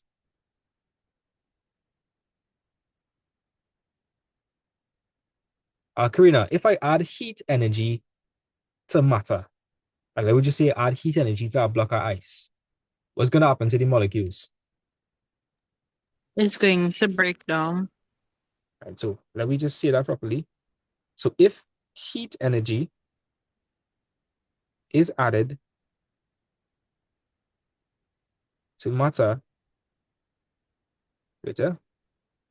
to an object, this is proper thing to say, right, Karina? If heat energy is added to an object, it gains kinetic energy, right? It gains kinetic energy, which allows it, right, to move. It allows it to move rapidly and collide more frequently. You need to say that, right? Okay. Eventually, the intermolecular bonds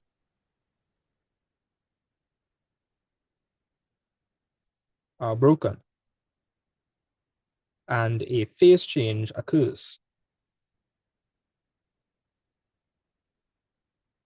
Right. So Karina and the rest of you guys, if I add heat energy to an object, the heat energy would be converted to kinetic energy, right? And the molecules would gain kinetic energy. Right. So if heat energy is added to an object, the molecules,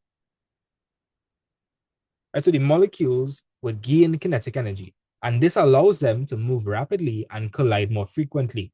Eventually, if you keep adding more heat, the intermolecular bonds are going to break and a phase change will happen. Right. So Karina, let me explain what I mean by phase change. If you heat up a block of ice, eventually that will turn into what? To water, And if you keep on heating up that water, what will it turn to? to steam. Okay, I trust I understand that, right? Yeah. Right. So when you apply heat energy, the molecules gain kinetic energy. This allows them to move more rapidly and collide more frequently. Eventually, if you keep adding heat, it will break the intermolecular bonds and a phase change will happen. And a phase, when I say phase, I mean like ice, water, or steam. A phase change will happen. Right. So everybody with me, right? Yes, sir. Okay. Right. If we're talking about density, which one has the highest density between the phases? Liquid, gas, or solid? Solid. Right. You solid. Karina, you're not going to make that mistake again. That's good. So the highest is solid. What's the second densest? Liquid. Right? And the one with the lowest density? Gases. Gas. Which one has the greatest amount of kinetic energy? The gas. Gas. Right? Because the gas moving around real plenty. An example is when somebody farts, you know, you smell it all over the place, right? I just saying, because that's gas, right? You know, gas can move about freely, right? Because it has the highest kinetic energy. Yeah. Right? So gas. What's the second one? What's after gas? What's after gas? Liquid. Liquid. Right? And then solids. Because could solids vibrate plenty? No. No, they cannot locked in, right? They're very compact. And if we're talking about volume, which one would take up the least volume? The least one will be solid. Right? I'm gonna just change highest to least. Least. Right. So Karina, remember solids very densely packed together. So they would take up the least volume. So solids. Right, so good job, Zachary. What's after solid? What's next? Tell me, Karina. Right? Liquids. And then the one that takes up the most volume is gas. Right? Because gas wants to move all over the place and it disperses. Gases are not very densely packed, so it takes up a lot of volume. Right. All right. Okay, cool. What is the SI unit for temperature? Kelvin. When? Kelvin, right? How would I convert, say, 10 degrees Celsius to Kelvin? Yeah, add 270. 273. Right, and I would get 283 Kelvin. Great. What is the lower fixed point? What is the lower fixed point? Tell it in degrees Celsius first, 0 degrees Celsius. Degree. right? And what would that be in Kelvin? That would be negative. No. Yes, remember. That would be Kelvin. 273. Right, yeah, add 273, right? Higher fixed. What's the higher fixed point, Jaden?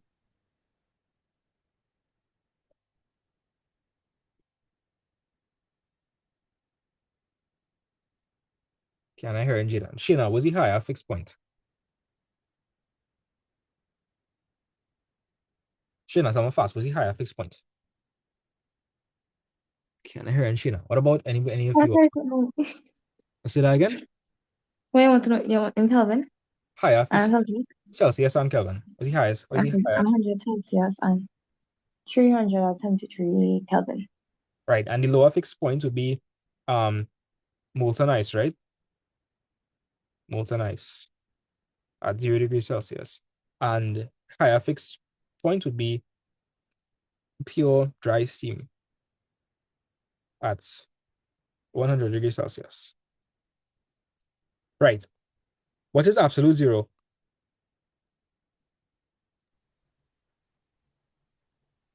Absolute zero is 0 Kelvin.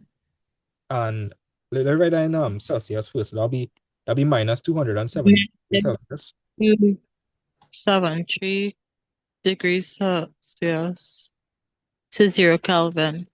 Right. And at that point, does the system have any internal energy? No. No. No, because remember, guys, if you keep extracting heat, you keep cooling something, you're taking out the kinetic energy. So at absolute zero, you take out as much kinetic energy as you possibly could. So there's no kinetic energy again. So if you have no kinetic energy, the molecules not moving. They can't move. So zero movement, right? So there's no internal energy. No internal energy, right? No internal energy in the system. Question, guys, is there such thing as negative Kelvin? No. No, there's No. no such thing as negative Kelvin. If they ask you what's the coldest temperature, what are you gonna say? 0 Kelvin. 0 Kelvin. Great. All right. You also need to know what heat is, the definition for heat. Heat is actually the total amount of energy, right? Total amount of energy, right? And this is due to the molecular vibration, due to molecular vibration. Exactly. Remember, I was saying, absolute zero is the coolest something could be. You extract all the energy. So if you extract all the kinetic energy, it's not moving. And if it's not moving, then it wouldn't have any heat energy. So that's why we see no internal energy, right? Just to reiterate that. So heat, the definition for heat is the total amount of energy due to a molecular's vibration. I mean, due to molecular vibration in the substance. In the substance. Okay, cool. Heat. You also need to know what temperature is. Do you all remember what temperature was? So that's the average amount of energy in a molecule. Something. Something, so you're close. Average energy, right? Per molecule. Average energy per molecule. Right. So we're going very good. We're going very good. What were the 3 types of thermometers we went through today? Clinical, liquid and gas, and thermocouple. Right. Right. Jiran, Yes, sir. the liquid and glass, what was the range for that? What was the temperature range? Liquid and glass. Yeah, Liquid in gas or glass? liquid in glass. They don't have no glass thermometer. It's liquid in glass thermometer. Yeah. And this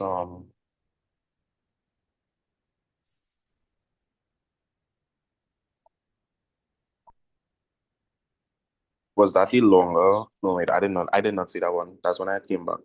That was the longer one, right? And that was from 0 to 100 degrees Celsius, 100. right? But I made you a copy down the table. The table should have it in it, right? And what's the range for clinical? What's the range for clinical? 35 to 45 degrees Celsius. Right? What's the range for thermocouples? Karina, what's the range for thermocouples? 200.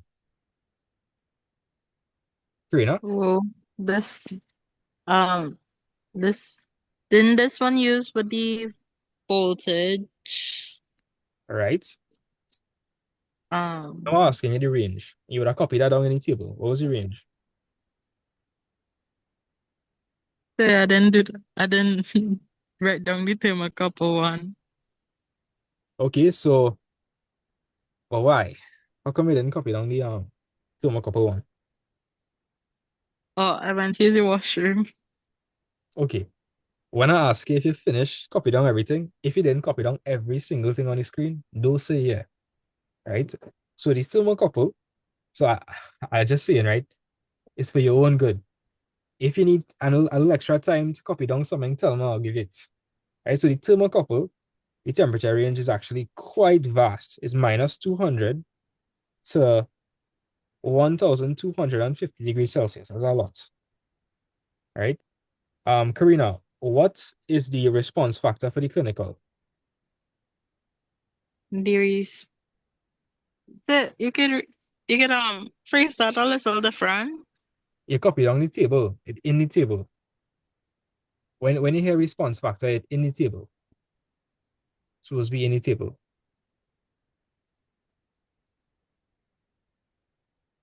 Did you copy down anything in the table? Or did I catch you? No, I copied down the table too. All right, so what's the response factor then? It should be the second heading I'm shut up, my opinion. for the second column. Expansion. All right. You're sounding a little suspicious there, Karina, a little suspicious. Watch. When I say response factor, it should be these.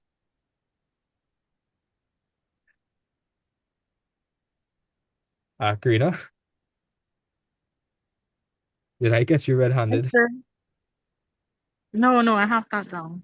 So when I ask you for response factor, then you're supposed to tell me expansion of mercury and voltage then. Yes, sir. The one I didn't copy down was the last table. That's why I was a little confused. I didn't copy down the last one in the row. That's okay. But tell me now, what is the response factor for clinical?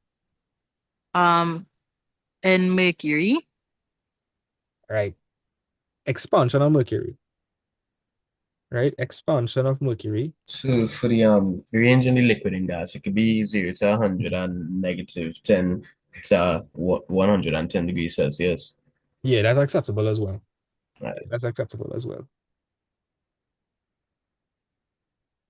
That's not minus 10 to minus 110. That's minus 10 to 110. Just putting out there. Yeah. Right? Okay. Karina, what was the response factor for liquid and glass?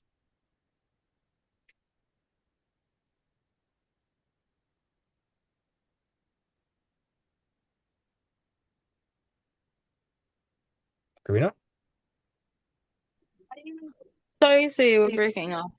Yeah, what was the response factor for liquid and glass? Expansion in mercury. Right? Expansion of mercury. Right? Expansion of mercury. Right? Thermocouple. Karina, what was changing? Voltage. Right? The voltage was changing. Nice. Right? And if we're talking about the structural adaptations, right? A clinical has it's quite long, right? A large, thin bulb. So a clinical thermometer has a large, thin bulb. What else does it have? What's So one? it conducts heat quickly. Right? So large, thin bulb, so it would conduct heat quickly. Conduct heat quickly. What else is special about the clinical thermometer? So you have a constriction. It has a constriction, right? And what is the purpose of the constriction, Karina? What's the purpose of the constriction? To keep the mercury up where it is, where the temperature reached. So Right. when you go back to last quick. Keeps mercury where it is. Right? That's about it. Right. So large thin bulb and constriction. Jalen, what are there any properties for liquid and glass? What were the structural adaptations or advantages for liquid and glass? It would be long stem for wide range readings. Right. Long stem. By the way, guys, I write real scrappy here because we're reviewing. Right. I don't usually write a scrappy here. Long stem for wide range of readings. Nice. Okay. And how that happen? A thermocouple. What is so good about the thermocouple? You mean the It advantages? Yeah, the advantages. Okay, go ahead. Fair enough. It's quick. It's quick, accurate readings, and it can measure from junctions of small masses. Right.